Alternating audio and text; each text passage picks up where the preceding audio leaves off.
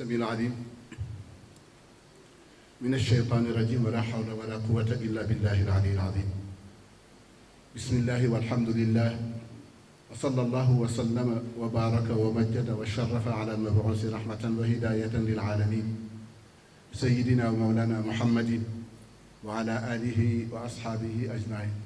حضرات السادة، إخواني أخواتي في الله لله، نيابة عن الخليفة أقول السلام عليكم ورحمة الله تعالى وبركاته. وعليكم السلام ورحمة الله تعالى وبركاته. bokki jullit yi, bu ñu musloo ci bakkan ak seytaane yàlla nañ ci yàlla boole musal ñun ñëpp. ñu ubbee wax ji rek ci turu borom bu tedd bi subhaanahu wa taala te moo di bismillah. di santati yàlla bu baax ci daje bi ñu may ñu daje woon, ndax defe naa daje woon ngeen ca Ndakaaru. waaw mbokk yëpp daje woon nañu, usra bi daje woon nañu waxtaan ba pare, mu dese rek jottali li nga xam ne moom la xalifa bi wax ni mooy am incha allah. ndax xew-xew bi ñu jublu kañ lañu tëj jàkka yi? ci yàgg bi ca mars booba léegi julliwuñ ci. kañ lañu tëj jumaa yi? mars booba léegi julliwuñ ci. ak ayit yi fi jaar korite ak tabaski ak yépp tabaarakallahu dañ ko aj. li ñu jublu lan la ci diine? bidaa mustahsan mook salaatu bu gën a dëgër. salaatu kon waxtaan nañ ci ba pare. ak kaaba gi sax Makka. téere yi bind nañ ci lépp bind nañ ci, waaye sëriñ bi def ni comme que waxtaanoon ngeen nañu yëg ni rek Tiwaawan du gàmm. Tiwaawan du gàmm. buñ demee ci téere yi bari na bindoon naa ko, waaye daf ni woon nañ ko gàttal comme que waxtaanoon ngeen ba pare ci Ndakaaru. jàpp li ngeen di jàpp mooy Tiwaawan insha allahu du gàmm. yàlla ñu yàlla may nag fekke nag ay at ci kanam, muy ati yokkute ak sutura ci barke Seydina Muhammad. boo delloo ci téere yi di nga ci gis ngànt yu bari yoo xam ne kenn ku ci nekk mën nga caa sukkandiku ba du am. te dañu def ma waxoon sax wax ji na yem foofu.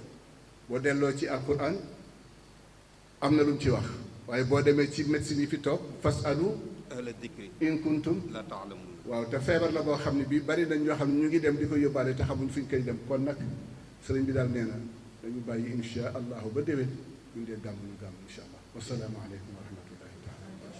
Mesdames, Messieurs les journalistes, assalamu alaikum wa rahmatullahi wa barakatuh. waaleykum salaam wa rahmatullahi taala wa barakatuh. Je m'en vais vous faire lecture de l'essence ou de la quintessence du message extrêmement important que Serigne Babacar Sy Ibn Abdul Aziz, notre oncle, vient de vous délivrer au nom du Khalife général des Tijanes, Serigne Babacar Sy Mansour.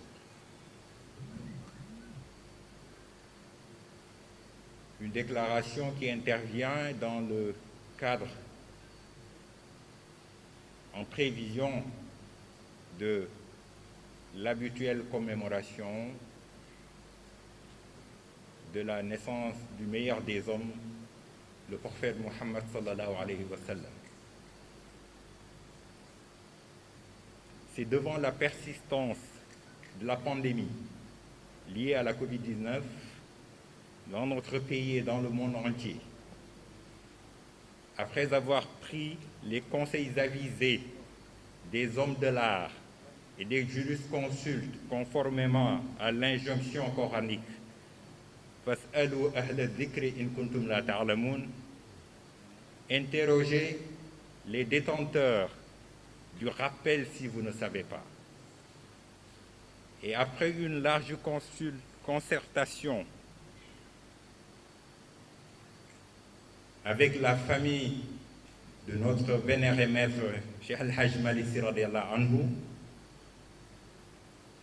conformément à la devise de la large concertation dans le Coran, wa amruhum shura baynahum, que Serigne Babacar Sy Mansour a décidé de s'adresser ce jour, mardi 13 octobre 2020, aux musulmans du Sénégal et de la diaspora.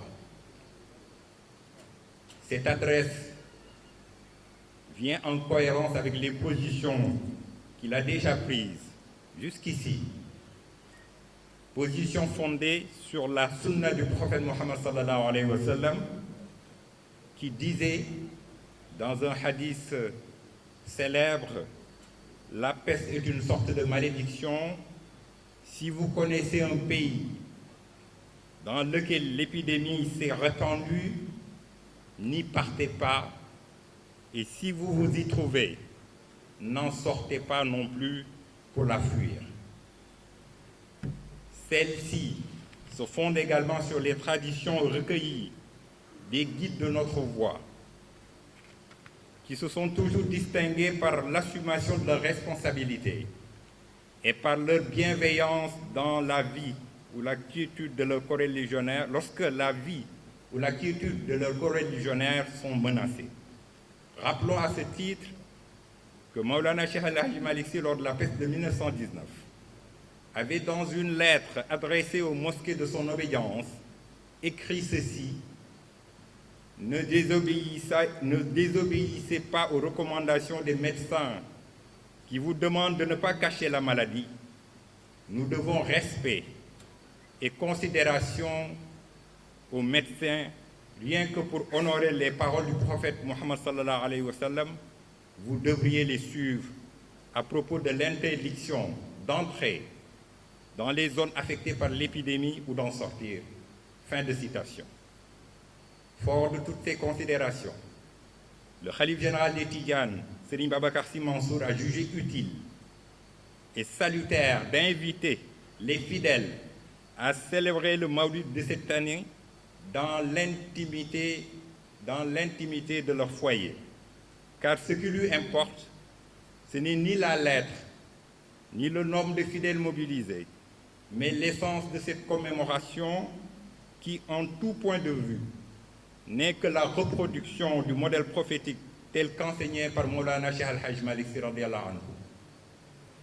Lui dont l'invite rigoriste fustigé qu'on la célèbre dans l'ostentation et la promotion de l'interdit, ala azimu layla al-wiladati hisbatan idha lam yakun nahwa al-harami udud. Nous racontons que la première édition du Mawlid célébrée à Tivaouane l'a été par lui et par son disciple et ami El-Hajj Rawane Ngom de Pal, se partageant le Coran qu'ils ont psalmodié tout au long de la nuit. Serigne Babacar Sy Mansour sait à juste titre l'attachement que vous portez à Tivaouane et à son guide éclairé. Il mesure la profondeur de votre dévouement à prendre sur vous le risque pour sacrifier à la tradition qui veut que depuis 1902 et sans interruption, le Gamou ait été toujours célébré dans la ferveur, la communion ici à Tivaouane. Rien ne lui ferait plus plaisir que de pouvoir communier avec vous à nouveau, mais à l'impossible, nul n'est tenu. Or, l'impossible de communier rime avec le coronavirus qui, plus qu'une maladie, est une malédiction et un fossé qui n'est franchissable qu'au péril de notre santé et de notre vie. À l'image de cette anecdote racontée à propos de Serigne Babacar Sy radiyallahu ta'ala anhu, à qui les disciples dakaroises de Cheikh El-Hajj Malick Sy avaient adressé la doléance de souhaiter le voir de près. Il dit à El Hadji Pedre Diop qu'ils avaient mandaté: demande-leur si elles préfèrent me voir aujourd'hui et ne pas pouvoir me voir demain, ou si elles préfèrent attendre demain et me voir dans l'Assemblée de Dieu aux côtés de Cheikh El-Hajj Malick Sy. Fin de citation. Or, il existe 1000 façons de rendre grâce à Dieu et de reproduire le modèle prophétique. Il y a 1000 leçons, 1000 chemins de vie pour célébrer le Mawlid. Une action de grâce et de solidarité faite ce jour à l'endroit d'un coreligionnaire nécessiteux peut être plus salutaire que 1000 prosternations. Une prière à l'adresse d'un malade cloué sur un lit d'hôpital peut avoir plus de bénéfices que nos propres actes de dévotion. Pensons à tous ces malades du Covid dans nos hôpitaux et pour eux, prions ce jour. Une prière également pour tous ces morts remportés par cette maladie est à coup sûr une forme de reproduction du modèle du meilleur des hommes, celui-là même dont le Coran nous assure qu'il n'a été envoyé que comme miséricorde pour les mondes. Wa ma arsalnaka illa rahmatan lil alamin. Une pensée et un encouragement pour nos médecins, nos aides-soignants, qui depuis 8 mois n'ont pas de répit et veillent sur notre santé et celle de nos proches, peuvent être une autre forme de célébrer le Maulid. Le Maulid est également un prolongement de l'Université populaire de Maodo. Il est également 1000 façons de rendre le savoir accessible à tous par l'alchimie des technologies de l'information et de la communication, mais aussi par les médias. C'est donc à cela que le Khalife général des Tidjanes nous invite à savoir célébrer autrement cette année dans l'intimité